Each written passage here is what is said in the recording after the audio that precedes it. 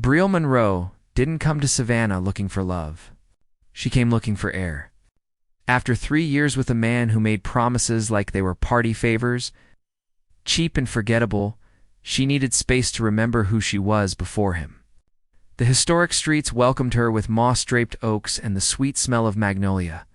Her hands, once idle and uncertain, found purpose again in clay. Her studio sat tucked away on a quiet street near Forsyth Park. The front window displayed her work, ceramic vases with organic curves, bowls that seemed to breathe, sculptural pieces that balanced strength and softness. Each piece she threw on the wheel felt like reclaiming a part of herself. Word spread slowly but surely. Locals stopped to admire her window displays. Some even came inside. The man who didn't need to speak it was a Tuesday afternoon when Donovan Pierce walked through her door. Brielle looked up from wedging clay, and her hands went still. He was tall, with silver threading through dark hair, a trimmed beard, and eyes the color of aged whiskey. He wore a simple black shirt rolled at the sleeves, dark jeans, and leather shoes that had seen some life. Everything about him whispered quality without shouting wealth. He didn't greet her right away. Instead, he moved through her gallery like someone reading poetry, slowly with attention. His fingers traced the rim of a large serving bowl. He lifted a small vase to the light, examining the glaze. When he finally looked at her, his gaze was direct but not aggressive. "You made all of these?" His voice was low and smooth, like bourbon over ice. Brielle wiped her hands on her apron. "Every single one." He nodded, setting the vase down carefully. "They're honest. I like that." Before she could respond, he pulled out a business card and placed it on her counter. "I'd like to commission something. A statement piece for a space I'm finishing. Do you take private projects?" She glanced at the card. "Donovan Pierce, Principal Developer, Pierce Properties. Depends on the project." "Good answer." The corner of his mouth lifted slightly. "I'll be back tomorrow with measurements and photos. If you're interested." He left before she could say yes or no, but the space he'd occupied still felt warm. A proposition worth considering. Donovan returned the next day with a leather portfolio. Inside were photos of a penthouse with floor tiling, windows overlooking the Savannah River. The space was masculine, but not cold, with clean lines, warm woods, and natural textures. He wanted a large sculptural piece for the main living area, something that felt organic, grounding, human. "Most people want something that matches their couch," Brielle said. Flipping through the photos, "I'm not most people," said it plainly, a fact rather than a boast. "I want something that makes me feel connected to where I live. Right now, it's just a beautiful box." She understood immediately. "You want it to feel like home." "Exactly." He discussed dimensions, color palettes, textures. His questions were thoughtful. He asked about her process, her inspiration, why she chose certain glazes over others. Most clients just wanted to know the price and timeline. Donovan wanted to understand. "I'll need a few weeks to complete it," she said. "Custom work takes time. Take what you need. I'd rather wait for something real than rush something hollow." He paused, eyes holding hers. "That applies to most things in life, I've found." The air between them shifted, thickened. Brielle felt heat rise to her cheeks but didn't look away, building tension over the following days. Donovan stopped by the studio regularly. Sometimes he brought coffee, 2 cups, one with oat milk, because he'd noticed her order at the cafe down the street. Other times, he simply sat on the old wooden stool in the corner and watched her work. His presence was never intrusive. If anything, it steadied her hands. "Doesn't a developer have better things to do than watch clay spin?" she asked one afternoon, her wheel humming softly. "I've spent 20 years building things for other people," he said. "Watching you create something from nothing reminds me why I started." She glanced over her shoulder. "Why did you start?" "Because empty spaces made me lonely." His honesty landed between them like a gift. "I thought if I filled them with the right things, I wouldn't feel that way anymore." "Did it work?" "No," he smiled, but there was sadness in it. "Turns out you can own 100 properties and still feel like you're standing in an empty room." Brielle stopped the wheel and turned to face him fully. So what changed? I stopped trying to fill the space and started trying to understand it. His eyes met hers, and then I met someone who understands the difference between filling space and creating presence. Her heart kicked against her ribs. She wanted to say something clever, something to break the tension, but words failed her. Instead, she held his gaze and let the silence speak. The first touch that evening. Donovan offered to help her load the kill. It was heavy work, and she usually managed alone, but she didn't refuse. They worked side by side, their movements synchronized without discussion. When they both reached for the same shelf, their hands collided. Neither pulled away immediately. His thumb brushed across her knuckles, slow and deliberate. "You have strong hands. Clay requires strength." Her voice came out softer than intended. So does starting over. He turned her hand over in his, studying the clay under her nails, the calluses on her palms. "You're braver than you think." Brielle's breath caught. No one had called her brave before. Reckless, maybe. Foolish, definitely. But never brave. "I'm just trying to build something that feels like mine," she whispered. "I know the feeling." He released her hand but didn't step back. "Would you have dinner with me?" "Not as a client. As someone who'd like to know you better," she should have said no. The age difference alone gave her pause. He was established, successful, probably used to getting what he wanted. She was still finding her footing, still healing from wounds that hadn't fully closed. But when she looked at him, really looked, she didn't see someone trying to fill an empty space with her. She saw someone offering to sit in that space with her, whatever it looked like. "Okay," she said. "Dinner." His smile was slow and genuine. "Tomorrow night. I'll pick you up at 7. After he left, Brielle stood in her studio, hands still tingling from where he'd touched her. She didn't know what she was getting into, but for the first time in a long time, she wanted to find out. Donovan picked her up in a vintage truck, not the sleek car she'd expected. He wore a navy button-down with the sleeves rolled up, his beard freshly trimmed. When Brielle stepped out in a simple linen dress, his eyes traveled over her slowly, appreciatively, but with respect. "You look beautiful," he said simply. They drove to a small restaurant by the river, the kind locals protected like a secret. The owner greeted Donovan by name, led them to a quiet corner table with candles and fresh flowers. The menu was handwritten, changing daily based on what was fresh. Over seared fish and roasted vegetables, they talked. Really talked. Donovan told her about growing up with nothing, working construction through college, building his first property from a loan his grandmother co-signed. Success came slowly, then all at once. By 40, he had more money than he knew what to do with. By 50, he realized money solved some problems but created others. "People treat you differently," he explained, refilling her wine. "They see the properties, the cars, the lifestyle. They don't see the person who still worries about making the right choices." "What made you want to commission art?" Brielle asked. "You could have just hired an interior designer. It's because designers fill spaces with things that look expensive.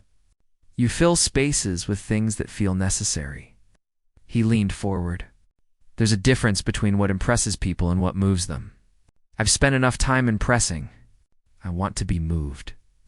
She felt something crack open inside her chest. "I'm not trying to move anyone. I just make what feels true. It's exactly why it moves people." The studio sessions after that night, their connection deepened. Donovan started visiting the studio not just to check on his commission, but because he wanted to be near her. He'd arrive with lunch, boxes of Vietnamese food or fresh sandwiches from the market. They'd eat on her back steps, overlooking the small garden behind her building. One afternoon, rain hammered the roof while Brielle worked on his sculpture. It was taking shape beautifully, a large piece that seemed to grow from the earth, all organic curves and natural texture.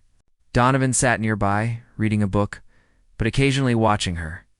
"Can I ask you something personal?" she said, not looking up from her work. "Anything. A man like you, I'd think someone would have locked you down by now." Oh. He was quiet for a moment. "I was engaged once. Long time ago. She wanted the lifestyle more than she wanted me. When I figured that out, I ended it. After that, I focused on work. Dated, but nothing serious. Most women I met either wanted access to my money or were intimidated by it. Both felt lonely in different ways. Brielle set down her tools and turned to him. And now? Now, I'm sitting in a pottery studio watching a woman create something extraordinary. I haven't thought about any of that in weeks. His eyes held hers. You make me forget to be careful. The rain pounded harder. Neither of them moved. Then Donovan stood, crossed the space between them, and cupped her face in his hands. His thumbs brushed her cheekbones, wiping away a smudge of clay she hadn't noticed. I want to kiss you, he said quietly. But only if you want that too, she answered by rising on her toes and pressing her mouth to his. The kiss that changed everything. The kiss started gentle, questioning, but quickly became something else. Donovan's hand slid into her hair while the other pressed against the small of her back, pulling her closer. Brielle gripped his shirt, feeling the solid warmth of him through the fabric. He tasted like coffee and rain and something distinctly him. When they finally broke apart, both breathing hard, he rested his forehead against hers. I've wanted to do that since the moment you challenged me about why I wanted art, he murmured. What took you so long? Her voice came out breathless. I wanted to make sure you felt it too. Pulled back to look at her. This isn't just attraction for me, Brielle. I need you to know that. Her heart hammered. What is it then? Something I haven't felt in 20 years. Maybe ever. His honesty was disarming. I know there's an age difference. I know people might talk. But when I'm with you, none of that matters. You make me feel like the man I hoped I'd become, not just the one I had to be to survive. Brielle touched his face, fingers tracing his jaw. I'm scared. Of what? That this is too good. Then I'm going to wake up and realize I invented you in my head because I needed something to believe in. He caught her hand and kissed her palm. I'm real. This is real. And I'm not going anywhere unless you tell me to. The weekend await. 2 weeks later, Donovan invited her to his coastal property, a renovated beach house 3 hours south. Brielle hesitated. Spending a weekend alone with him felt like crossing a line she couldn't uncross. But the pull was stronger than her fear. The house took her breath away. It sat on a private stretch of beach, all windows and natural light, with clean lines that complemented rather than competed with the landscape. Inside, everything was thoughtfully chosen. Vintage rugs, comfortable furniture, books lining built-in shelves. You really do understand space, she said, running her hand along a reclaimed wood table. I learned from the best. He came up behind her. Not touching, but close enough that she felt his warmth. You hungry? I can cook, or we can order in. You cook? I do a lot of things that might surprise you. They prepared dinner together, moving easily around the kitchen. He made pasta from scratch while she assembled a salad. They drank wine and laughed, and told stories about their worst dating experiences. When she accidentally knocked over the pepper grinder, he caught it with one hand and her waist with the other, steadying her. Careful, he murmured, but he didn't let go. She turned in his arms. I'm trying to be. Maybe we've both been careful long enough. This time when they kissed, there was no hesitation. His hands moved over her with confident gentleness, learning the shape of her. She unbuttoned his shirt slowly, revealing the solid chest beneath. They moved to the bedroom. A space bathed in moonlight from the ocean-facing windows. What happened between them was neither rushed nor tentative. Donovan touched her like she was something precious, but not fragile. He paid attention to every sound she made, every place that made her breath catch. Brielle discovered he had a scar on his ribs from a construction accident, laugh lines around his eyes that deepened when he smiled down at her, and a tenderness that made her feel both safe and desired. Afterward, they lay tangled in sheets that smelled like sea air and each other. His hand traced lazy patterns on her shoulder. Stay with me tomorrow, he said. Let's not rush back to reality. She turned to face him. This feels like reality to me. Good, he kissed her forehead. Because I don't want this to be a weekend thing. I want every weekend, every morning, every quiet afternoon. Brielle's chest tightened with emotion. Donovan, I know it's fast. I know we're still figuring this out. But I'm 52 years old, and I've never felt this certain about anything." His eyes searched hers. "Tell me you feel it too." "I do." The words came out as a whisper. "It terrifies me, but I do." "Then let's be terrified together." They fell asleep wrapped around each other, the sound of waves providing a rhythm to their breathing. For the first time in years, Brielle didn't dream about the past. She dreamed about possibility. Back in Savannah, the bubble burst slightly. Brielle's best friend, Jasmine, showed up at the studio with coffee and concern written all over her face. "Girl, we need to talk." Jasmine set down the cups and crossed her arms. "I've been hearing things." "What things?" Brielle continued glazing a bowl, trying to appear casual. "That you're dating Donovan Pierce?" "The Donovan Pierce. The one who's old enough to be your father?" Brielle's hands stilled. "He's not that old. He's 52, Brie. You're 28. That's a whole generation. I know how old we both are." She set down her brush carefully.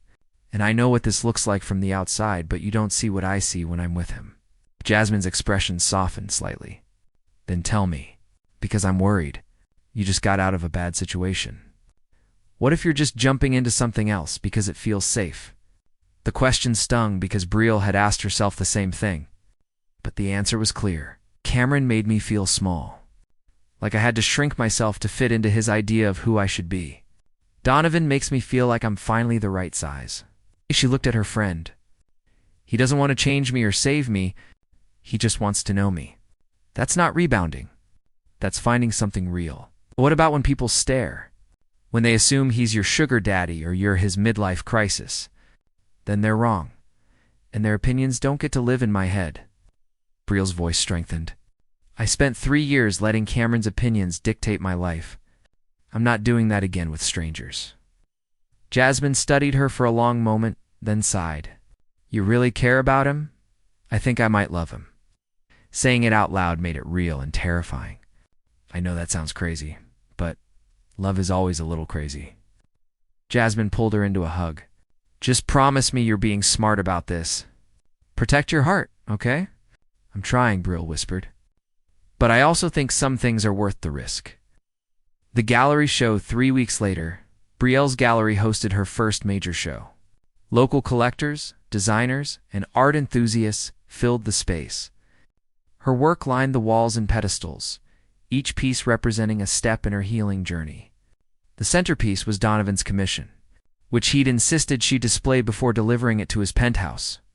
She was nervous, greeting guests and discussing her process when she spotted him entering.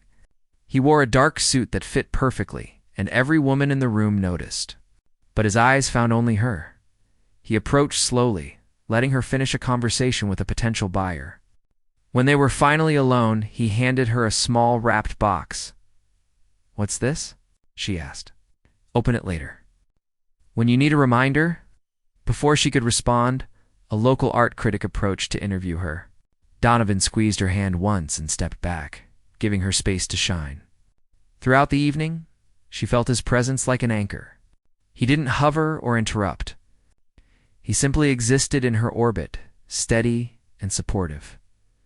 During a quiet moment, she found him standing in front of his commissioned piece, studying it with an expression she couldn't quite read. "Do you think?" she asked, coming to stand beside him. "I think you captured exactly what I needed without me knowing how to ask for it." He turned to her. "It feels like home, like belonging, like you." Her throat tightened with emotion. "Donovan, ... I love you, Brielle." He said it quietly, just for her. "I know we haven't known each other long, but I've lived enough life to recognize something extraordinary when I find it. You're extraordinary, and I love you." Tears pricked her eyes. Around them, people chatted and laughed, oblivious to this moment.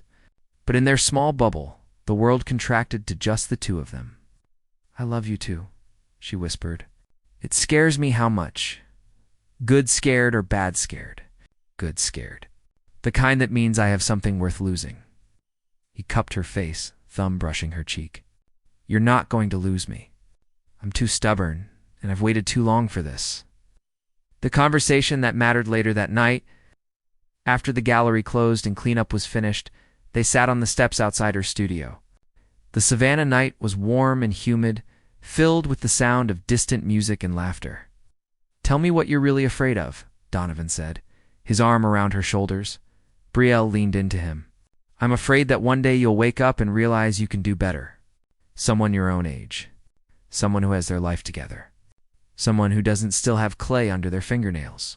Look at me." He waited until she met his eyes. "I've dated women my age. Successful, polished, exactly what society says I should want. And I was bored out of my mind. They didn't challenge me. They didn't make me laugh. They didn't look at an empty penthouse and see possibility. But no buts. You think the age difference bothers me? The only time I notice it is when I see how much energy you have, and I remember I need to stretch more. You make me feel young in the ways that matter. You remind me what it's like to be excited about tomorrow. That's not something you age out of. That's who you are. What about what other people think? I stopped caring what other people think when I was 30 and broke. Now I'm 52 and comfortable, and I care even less." He kissed her temple. "The only opinion that matters to me is yours. And if you can look at a grumpy, work-obsessed developer with gray in his beard and see someone worth loving, then we're going to be just fine." She laughed through her tears. "You're not grumpy. It was before I met you. Ask my assistant." She confirmed. "And now? Now I'm a man in love with a brilliant artist who makes me want to be better than I was yesterday." He pulled her closer. "So what do you say? Want to take a chance on us?" Choosing to fall, Brielle thought about all the reasons this shouldn't work. The age gap. The difference in life stages. The inevitable judgment from strangers. But then she thought about how he looked at her work with genuine appreciation. How he brought her coffee without her asking. How he touched her like she was both strong and precious. How he made her feel seen in ways no one ever had. "Yes," she said finally. "I want to take the chance." Donovan's smile was slow and bright. Yeah, because you're right. This is extraordinary. And I'd rather risk getting hurt than miss out on something that makes me feel this alive."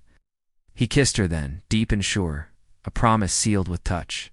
When they broke apart, she rested her head on his shoulder. "So what happens now?" she asked. "Now we keep building. One day at a time. You'll make your art. I'll develop my properties. We'll have dinner together and argue about furniture placement and figure out this thing as we go. That simple? That complicated?" He corrected. "But worth it. The best things always are." They sat in comfortable silence, watching people pass on the street below. Brielle felt a peace settle over her, different from the desperate quiet she'd sought when she first came to Savannah. This wasn't the peace of being alone. This was the peace of being known and choosing to stay anyway. "Hey," Donovan said softly. "Yeah, thank you for taking a chance on an old developer with too many properties and not enough sense to know what he needed until he walked into your studio." She laughed. "Thank you for seeing something in me worth commissioning. I saw everything worth keeping." Later, when she opened the small box he'd given her at the gallery, she found a simple silver ring on a delicate chain. Inside the band, an inscription: "Some spaces need filling. Others need presence." She put it on immediately and never took it off. Epilogue. 6 months later, the sculpture sat perfectly in Donovan's penthouse, exactly as Brielle had envisioned. But now the space held more than just her art. Her pottery tools occupied a corner of his home office. Her favorite mug sat on his kitchen counter. Her laugh echoed through rooms that had been silent for too long. They still got stares sometimes, whispers that followed them at restaurants or galleries, but they'd learned to exist in their own bubble. Space they'd created together, where age was just a number and love was the only measurement that mattered.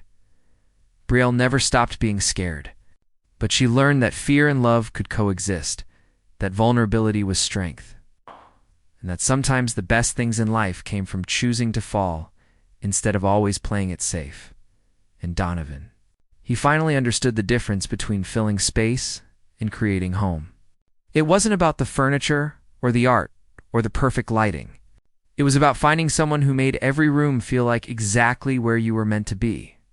Together, they built something neither could have created alone, a love that was patient and passionate, Unconventional and certain, terrifying and worth every risk. Some things, they learned, were simply meant to be made by hand. With care, over time, until they became something beautiful and lasting and true.